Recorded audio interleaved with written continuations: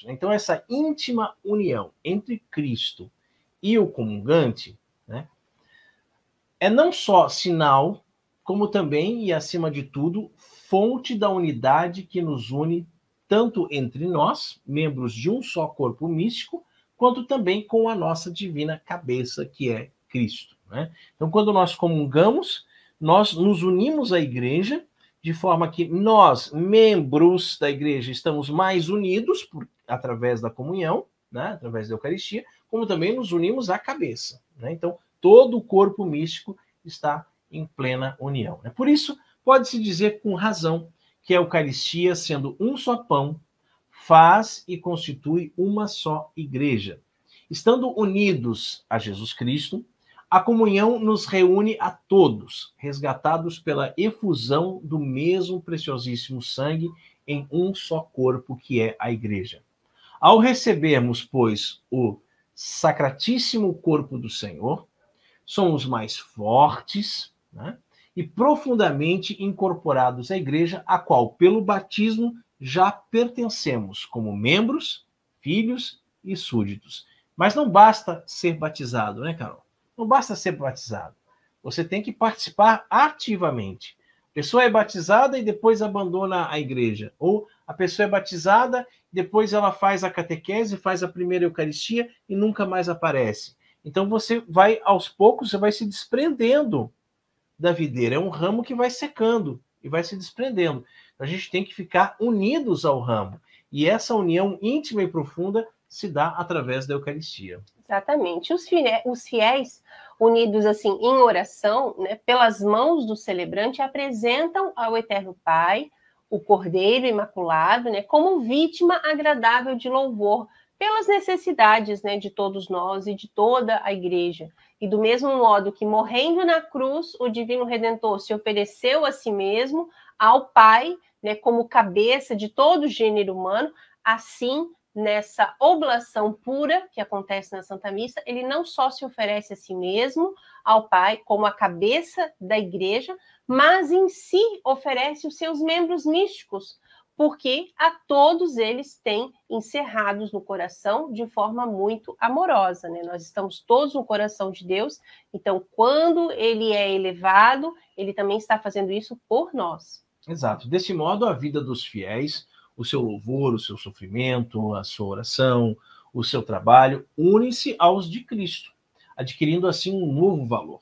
O sacrifício de Cristo presente sobre o altar, substancialmente o mesmo que o do Calvário, proporciona a todas as gerações de cristãos a possibilidade de, associados como muitos grãos, numa só hóstia, se unirem à sua oblação. E você veja que não é só nós que estamos vivendo aqui neste século, nesse momento, né? Mas a igreja tem 2000 anos de história.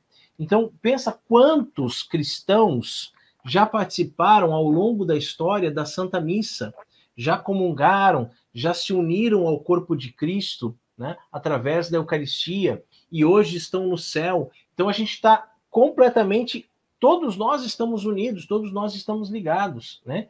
Então, nós, como igreja militante, com a igreja triunfante no céu e com a igreja padecente no purgatório.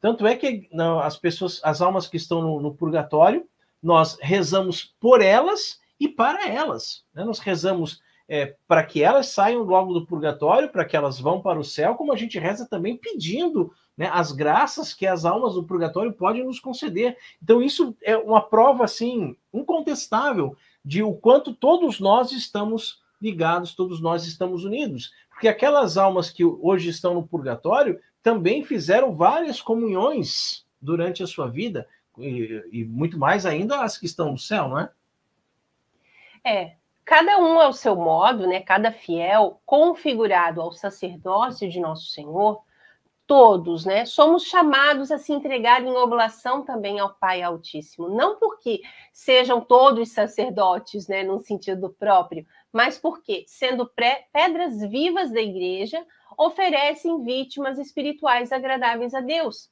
por Jesus Cristo.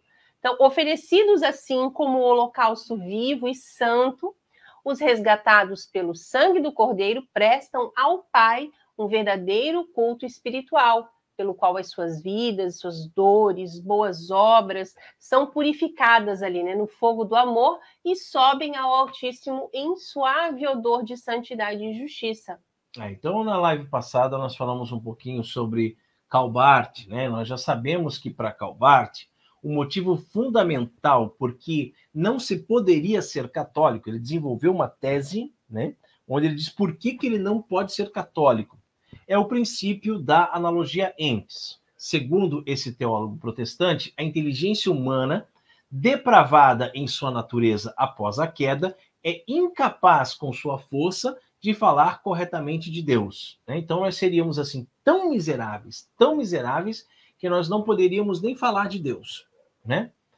Sendo oposto à possibilidade de qualquer conhecimento teológico a partir das criaturas. Barth rejeitou de forma categórica o que na tradição cristã se denomina teologia natural, isto é, a investigação racional que, com base nas analogias existentes entre os entes e aquele, né, que é a fonte de todo ser criado, ou seja, Deus, chega de forma absoluta à certeza da existência de um Deus único e pessoal, criador e governador do mundo. Nós falamos bastante disso no nosso podcast, porque nós estamos estudando sobre o catecismo da Igreja Católica. Falamos bastante sobre esse assunto, que pela luz natural da razão, o homem consegue encontrar Deus. Só de observar a natureza, de observar as árvores, os pássaros, né? Todos os animaizinhos, as cachoeiras, as quedas, os rios, as pedras, as flores, só de observar as estrelas, de observar a lua, de observar o cosmos, ele consegue chegar em Deus, só pela luz natural da razão. E isso Barth condena. Isso aí.